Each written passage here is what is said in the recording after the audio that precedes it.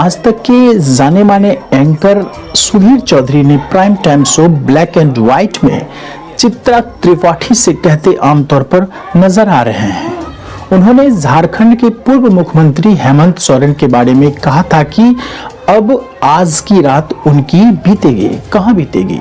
उन्हें तो बहुत शानदार लाइफस्टाइल की आदत है। वो प्राइम टाइम प्लेन्स में चलते हैं, बड़ी बड़ी गाड़ियों में चलते हैं। आज तक उनके लिए एक तरीके से वैसा ही होगा जैसे वो 20, 30, 40 साल पहले किसी आदिवासी के तौर पर अपने जंगल में चले जाएं।